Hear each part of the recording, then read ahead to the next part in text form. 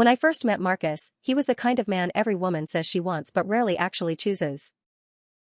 He wasn't flashy, he wasn't arrogant, and he wasn't playing games. He had a calm steadiness about him, like the kind of man who could weather storms without flinching. He had a good job, no kids of his own, and a quiet sort of kindness that made me feel safe in a way I hadn't in years. That safety mattered to me, because by the time he came into my life, I was already a single mother of two. Their father had been long gone, off chasing new women, new cities, and leaving me with all the responsibility. When Marcus and I started dating, I laid it out on the table immediately. I have 2 kids. They come first. Always, I said. He nodded, no hesitation, and said, that's how it should be. At first, he seemed fine with it. He came to soccer games, helped carry groceries, even fixed the leaky faucet in the kitchen without me asking. My kids liked him, though they were cautious, the way kids can be after seeing one parent leave.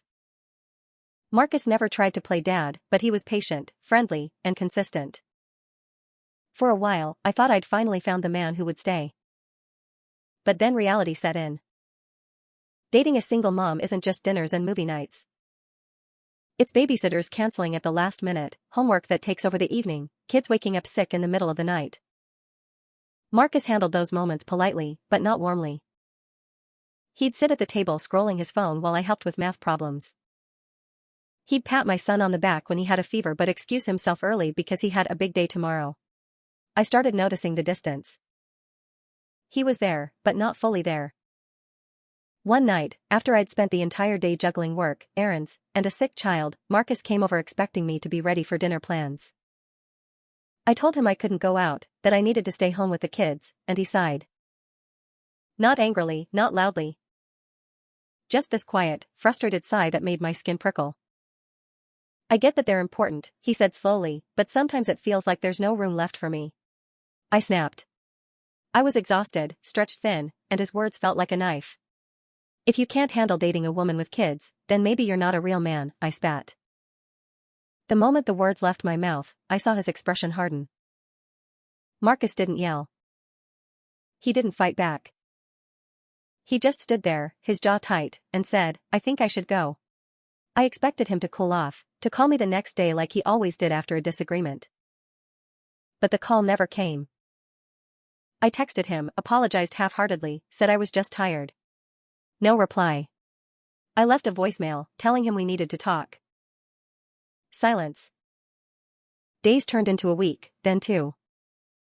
I tried again, calling late at night, messaging him on social media, even stopping by his apartment once. He wasn't home, or maybe he just didn't answer the door.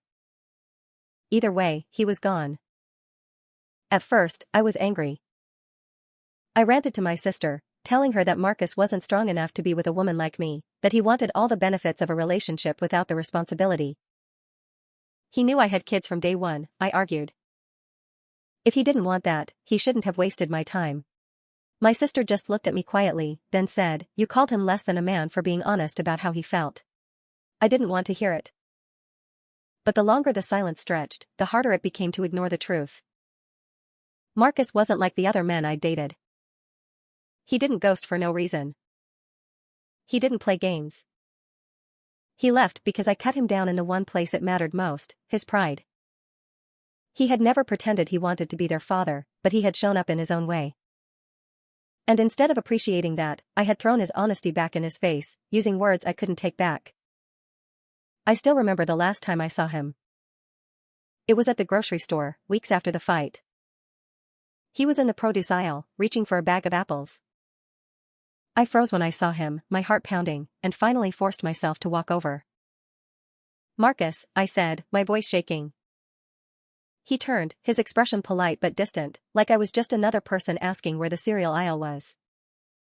I tried to explain, to say I hadn't meant it, that I was overwhelmed and scared and stupid. He listened quietly, then said, you made it clear how you see me. I'm not going to fight to prove otherwise. Then he walked away, leaving me standing there among the fruit, holding back tears. Since then, I've called, texted, begged, even tried to get friends to talk to him for me. Nothing. He has completely cut me out of his life. At first, I told myself he'd come back eventually, that he just needed space. But now I know better. Marcus isn't coming back. He's not the kind of man who second guesses once he's made up his mind. The hardest part isn't losing him. It's realizing I pushed him away with my own words. I wanted him to step up more, to take on a role he never signed up for, and when he didn't meet my unspoken expectations, I lashed out. I called him weak, less than a man, when really, he had been more of a man than anyone else I'd dated. He was steady, honest, and respectful, and I burned it all down because I was tired and wanted someone to blame. Now, every time my kids ask about Marcus, I change the subject. They don't know why he's gone, only that he is. And deep down, I know I can't tell them the truth. That their mom was the reason the one good man in her life walked away. Sometimes, late at night, I pick up my phone and scroll through our old messages, rereading the conversations where he told me he admired my strength, where he said he liked being with me because I made him feel calm. I wonder how I went from being that woman in his eyes to being the one he doesn't even want to acknowledge anymore. The truth is, I wanted Marcus to be everything: partner, boyfriend, father figure, savior. And when he couldn't give me all of that, I punished him with words that broke whatever respect he had left for me.